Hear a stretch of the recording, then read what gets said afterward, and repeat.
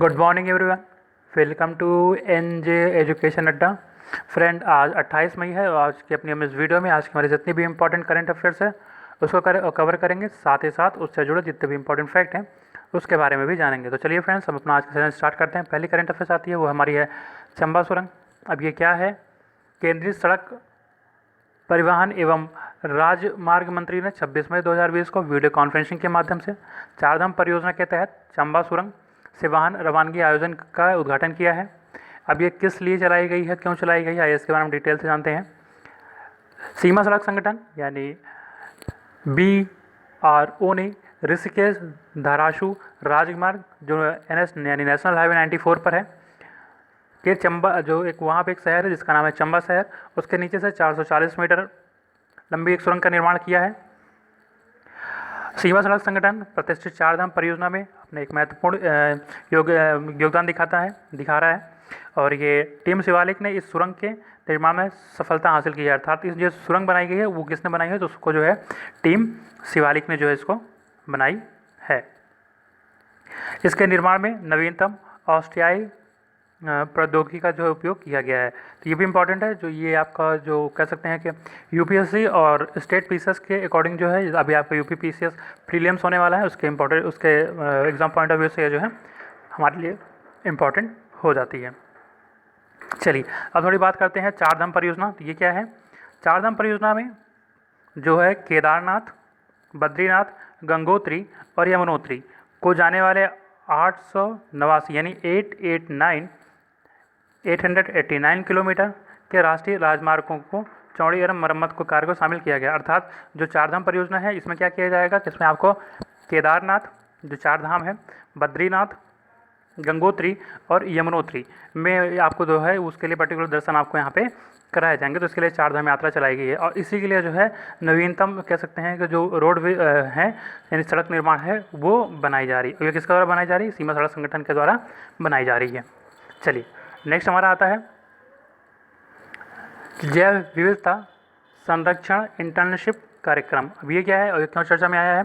तो 22 मई 2020 को केंद्रीय पर्यावरण, वन और जलवायु मंत्री ने जैव विविधता के संरक्षण के लिए जैव विविधता संरक्षण इंटर्नशिप कार्यक्रम की शुरुआत की है। तो पहला क्वेश्चन तो ये बनेगा, इसको शुरुआत किसने किया है? तो इसको जो है केंद्रीय पर्यावरण, वन और जलवायु परिवर्तन मंत्रालय यानी union ministry of environment, forest and climate change ने इस प्रोजेक्ट को जो है कह सकते हैं इस इंटर्नशिप को जो है वो प्रारंभ किया है। अब इसका क्यों किया है इसका हम जानते हैं। इसका कार्यक्रम में एक खुली, पारदर्शी ऑनलाइन प्रतिस्पर्धा प्रक्रिया के माध्यम से 1 वर्ष की अवधि के लिए 20 छात्रों को स्नातकोत्तर कह सकते ग्रेजुएशन की जो है डिग्री के साथ संलग्न करने का प्रस्ताव दिया गया है।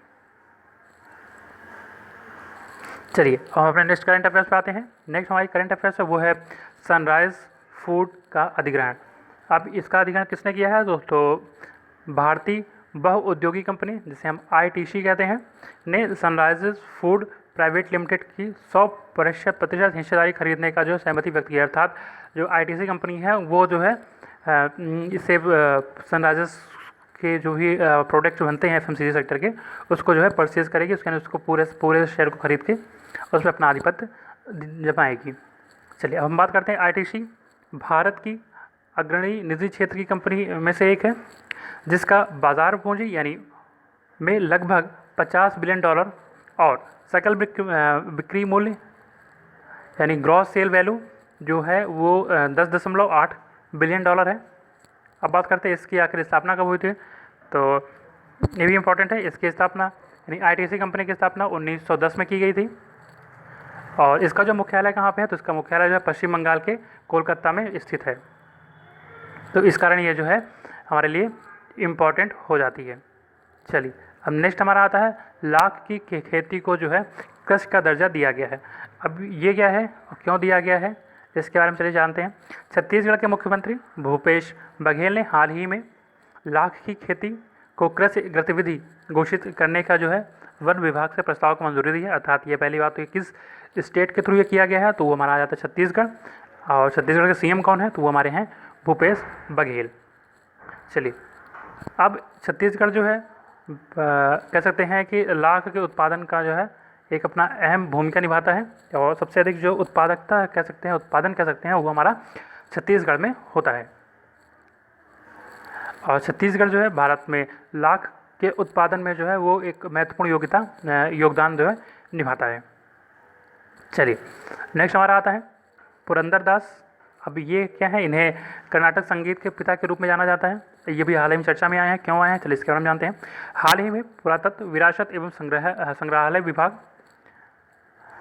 ने कर्नाटक के तीर्थहल्ली तालुका के अर्गा ग्राम पंचायत के केशवपुरा में अनुसंधान कार्य शुरू करने का निर्माण किया है। इस शोध का उद्देश्य पुरंदरदास के जन्म स्थान के बारे में स्पष्ट पुरातात्विक साक्ष्य का पता लगाना, जिन्हें कर्नाटक संगीत के पिता के रूप में सम्मानित किया गया था। तो अब चूँकि ये करंट से रिलेटेड टॉपिक है, तो आपका यूपीएससी और स्टेट पीसीएस के अकॉर्डिंग जो है ये महत्वपूर्ण कह सकते हैं कि आर्ट एंड कल्चर टॉपिक का जो है इंपॉर्टेंट करंट अफेयर्स है, तो इसलिए हमें इसके बारे में जानना ज़रूरी है। अब हम बात करते हैं पुरंदरदास कौन है। तो पुरंदरदास को कर्नाटक संगीत के पिता के रूप में सम्मानित किया गया था। कर्नाटक संगीत में उनके महत्वपूर्ण योगदान के सम्मान में उन्हें व्यापक रूप से संगीत पितामह के रूप में जाना जाता है। तो ये पहला क्वेश्चन बनेगा कि कर्नाटक के संगीत पितामह के रूप में किसे जाना जाता है, तो हमारा ऑप्शन हो जाएगा, हमारा राइट आंसर हो जाएगा, वो होगा पुरंदरदास। अब ये किस शाखा से बिलोंग करते थे, अर्थात ये भगवान कृष्ण के महान भक्त, वैष्णव कवि, संत एवं समाज सुधारक थे। यानी ये कह सकते हैं इनका जो मार्ग था वो भगवान कृष्ण के प्रति था, जो जिससे ये जुड़े हुए थे। तो ये हमारे लिए आर्ट एंड कल्चर के टॉपिक से जो है इम्पोर्टेंट हो जाता है। चलिए अब हम बात करते हैं रेपो रेट में भी हाल ही में जो है एक आरबीआई ने कटौती के लिए जो है बताया है कि कितने % कटौती अब रेपो रेट में होगी, उसके हम जानते हैं। हाल ही में भारतीय रिजर्व बैंक यानी आरबीआई ने रेपो रेट में 0.4% की कटौती की घोषणा की है। तो ये हमारे लिए इंपॉर्टेंट करंट अफेयर्स है। आरबीआई कोई भी अपना अनाउंसमेंट करता है तो हमारे लिए करंट अफेयर्स की एक लेटेस्ट न्यूज़ हो जाती है, और वो कहीं ना कहीं आपके एग्ज़ाम पॉइंट ऑफ व्यू, चाहे आप एसएससी दो या फिर आप कोई भी एग्ज़ाम दो, एनटीपीसी भी होने वाला है, तो उसके लिए हमारी ये जो न्यूज़ है करंट अफेयर्स है वो इम्पॉर्टेंट है। अब हम बात करते हैं आखिर रेपो रेट जो शब्द आया है, रेपो रेट है क्या।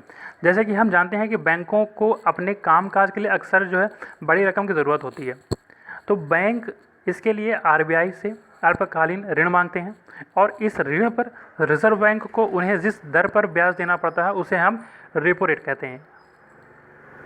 अर्थात रिजर्व बैंक को उन्हें जिस दर पर, यानी जो बैंक ने लोन लिया है वो जो रिजर्व बैंक को देंगे तो वो हो जाएगी हमारी रेपो रेट।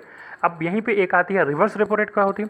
यह रेपो रेट के ठीक विपरीत होता है, अर्थात जब बैंक अपने कुछ धनराशि को रिजर्व बैंक में जमा कर देता है जिस पर रिजर्व बैंक उन्हें ब्याज देता है, तो उसे हम कह सकते हैं रिवर्स रेपो रेट। ये अक्सर क्वेश्चन पूछा था कि रेपो रेट क्या होता है और रिवर्स रेपो रेट इनमें से क्या है।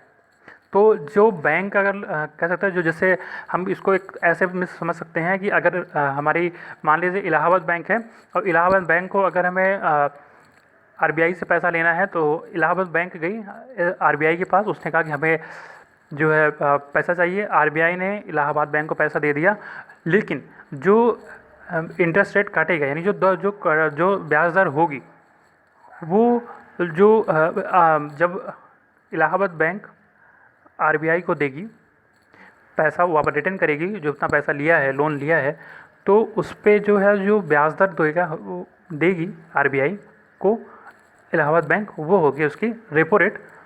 अब अगर अब एसबीआई ने कहा कि हमारे पास इतना अमाउंट ज़्यादा है, हम इसको जो है हम आरबीआई के पास जमा कर देंगे, जब आरबीआई के अकाउंट में हम अपने पैसे को डिपॉजिट कर देंगे, तो इसमें जो आरबीआई जो ब्याज दर देगा बैंक को यानी एसबीआई को, तो वो जो हमारा हो जाएगा रिवर्स रेपो रेट।